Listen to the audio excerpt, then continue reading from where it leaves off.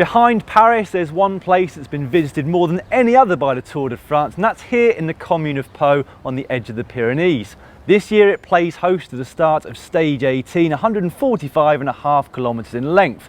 It's around 80 kilometres before they get to the mountain that's been used more than any other, the Col du Tourmalet, before descending down for a final mountaintop finish at this year's race of the Hautacam.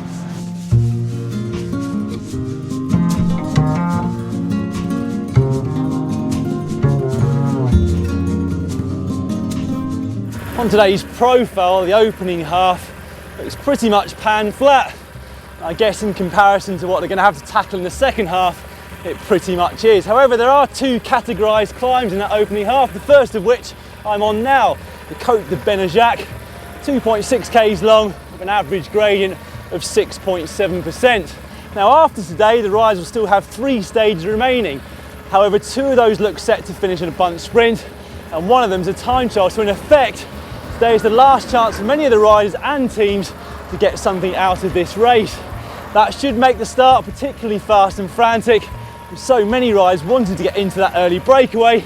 And so, if it hasn't formed by this point, this climb will make the perfect launch pad.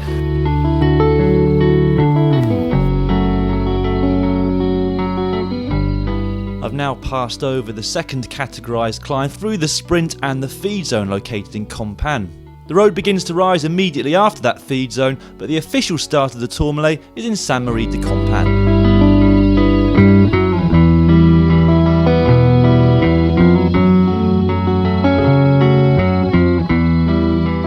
This is the first real test of the day. The Col du Tourmalet, over 17 kilometres long, with an average gradient of around about 7.5%. I'm expecting a fairly fast pace to be set on the lower slopes by one team or another. So this is where the gruppetto of the day will be formed, full of big riders and sprinters whose sole aim will be to go at their own pace for the rest of the day, get inside the time limit and give themselves a chance of stage victory the following day.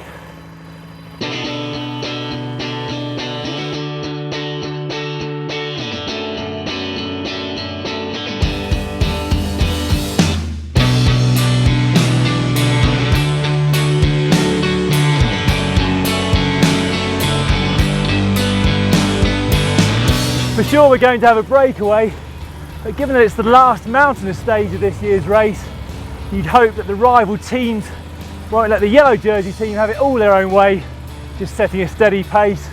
And particularly if the rival teams have got a teammate up the road, we might see some fairly big names trying to attack and jump across. Now, whoever does manage to haul themselves here to the crest in first position will pick up a prize of €5,000 and the souvenir Jacques Godet. You can see the memorial to Monsieur Godet here behind me. He was director of the Tour de France between 1936 and 1986. Now there's a long descent which awaits me now, and normally I'd be donning extra clothing. However, at the foot of the Tourmalet it was 38 degrees and now it's still 28 degrees. So I think I'll be relatively comfortable.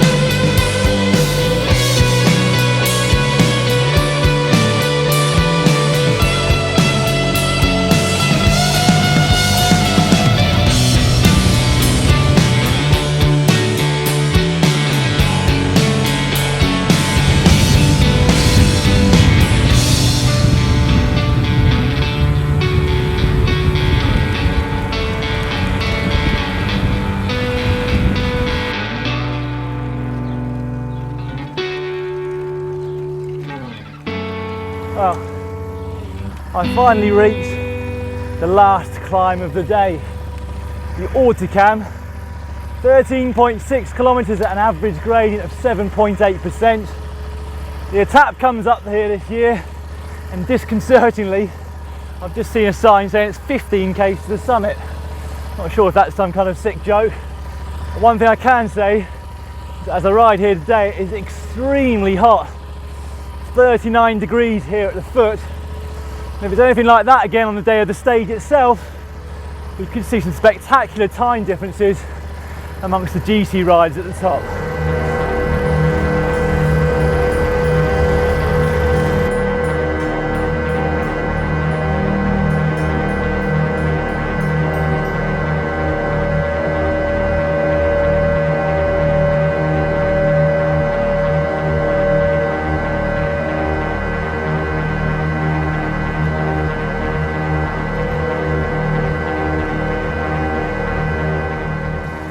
I'm really beginning to suffer now. It's been a very long and extremely hot day, and kind of overgeared myself really, just on my old basic racing gears of 39.25, which wasn't too bad on the Tourmalet.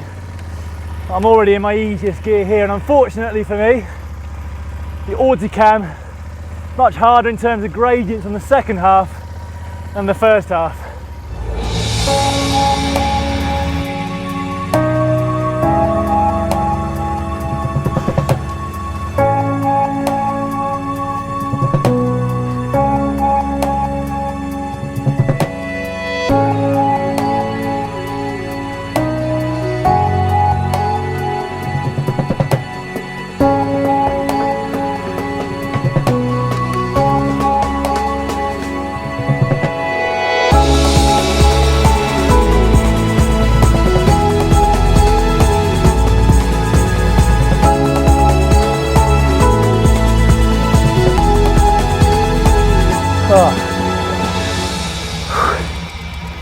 Well, I haven't suffered that much since I retired from racing. Mainly, I have to say, out of choice. No doubt the pros at the front of the race on stage 18 will make that look relatively easy.